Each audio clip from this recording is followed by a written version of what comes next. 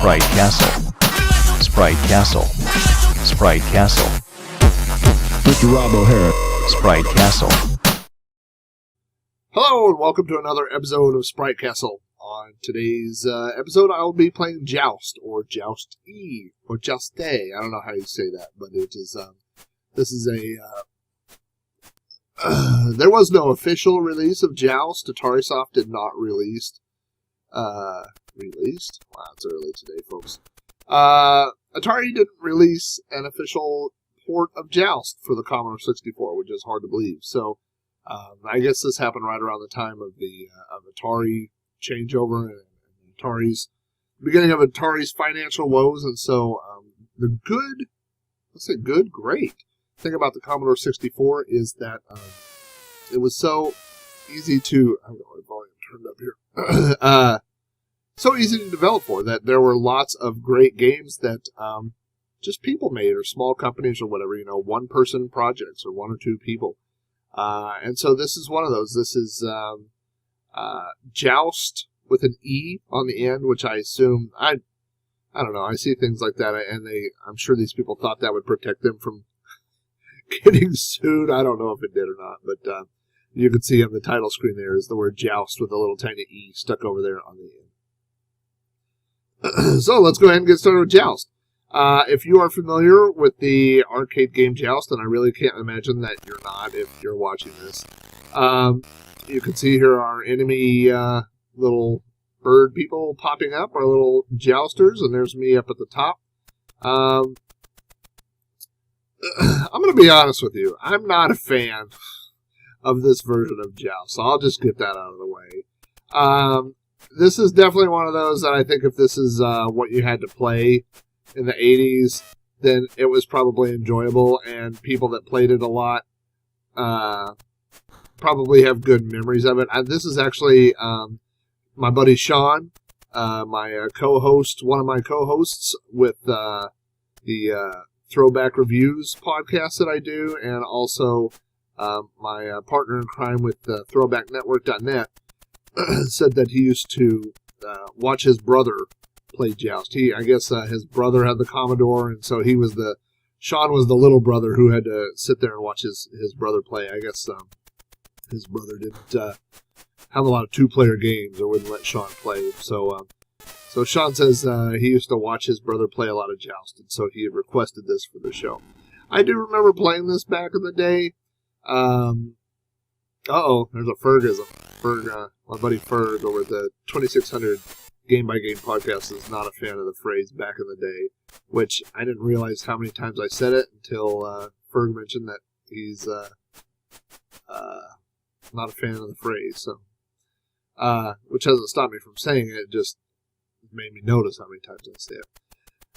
Anyway, so let's talk about this game a little bit. First of all, if you're not familiar with Joust, the goal here is to destroy all your enemies here by jousting them. And to win a joust, you have to be higher than your enemy. So as you can see me, I'm the jouster there with the red shirt on the level. Now I'm on the bottom level here. When you kill a jouster in a joust or defeat a jouster, the person riding the little ostrich, flying ostrich there, is knocked off of their mount and turns into an egg. That egg will eventually hatch into a more difficult opponent, so you want to try to collect those eggs before they hatch.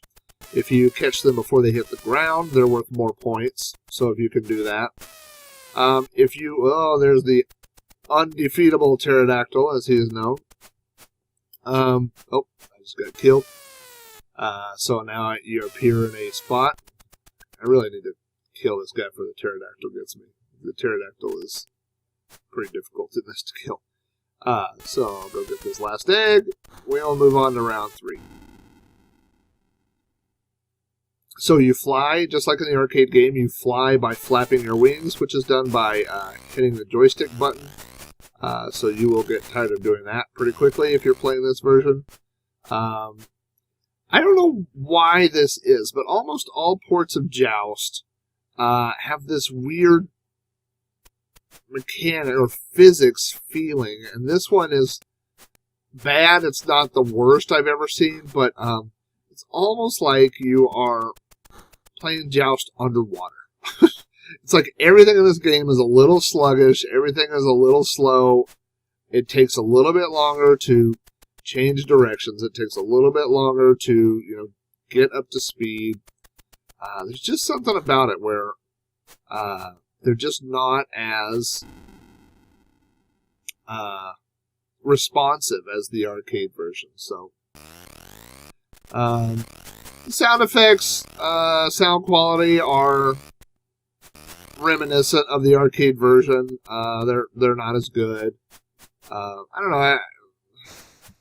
I'm trying not to be totally down on this game. It's just, it wasn't ever a favorite of mine. I do like Joust, the arcade version. I guess the graphics, you could say the graphics of the platforms and stuff look pretty cool, with the different shades there or whatever. The graphics of the actual jousters to me look too fat. Look at me, Judge. I don't like the way that he runs. If you saw that, he just he doesn't. In the arcade, the sprites were made it look like he was walking, had a gait to his walk or whatever. This is the egg wave, this is the same in the arcade version where you have to get all these eggs before they hatch. But unfortunately, on this version, they hatch really fast. Also, one thing I noticed in this version, there are some safeguards built into the arcade version. For example, other Joust opponents won't appear on the same platform wherever you appear if you've died or whatever. But on this version, there's no provisions for that. So people, as I'm standing here, people will show up and just bump me out of the way. I don't know. It's playable. I think I saw this was copyright 85, which would be pretty late for a Joust clone. There are lots of Joust, not just clones, but games where that are very similar to Joust, but they have added other features to them. I actually wrote a bunch of them down here. Let me see here. Pegasus is one that I had. Pegasus is a Joust clone. Duel, Dragonhawk is a pretty good one. It's not exactly Joust, but it's similar enough in gameplay. Let's see. Lancer Lord is a terrible one. I don't know if I'll ever finish it, but I'm working on a book of the worst Commodore games that I ever played, and Lancer Lord is in there, so that tells you what I think of Lancer Lord.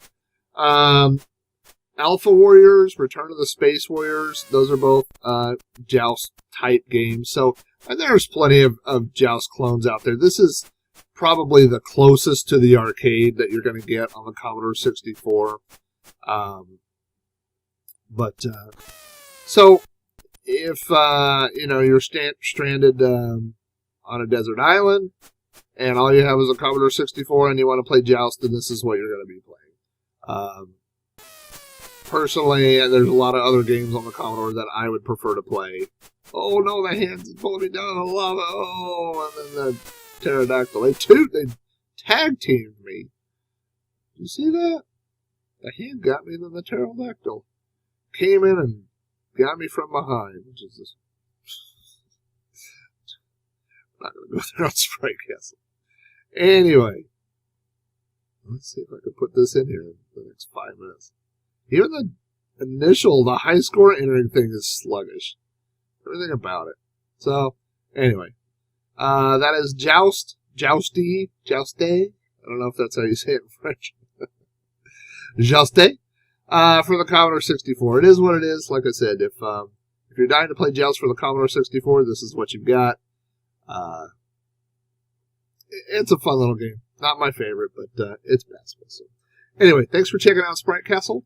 If you want to follow updates on Sprite Castle or see all the episodes, go to spritecastle.com, or you can go to throwbacknetwork.net, and you can see not only all the Sprite Castle episodes, but You Don't Know Flack, Throwback Reviews, all the guys that are on our podcasting network, Fergs, Atari 2600, Game by Game podcast, the Televisionaries, all of Doug McCoy's podcast, and lots of other great stuff coming. So thanks for watching Sprite Castle, and I'll see you soon.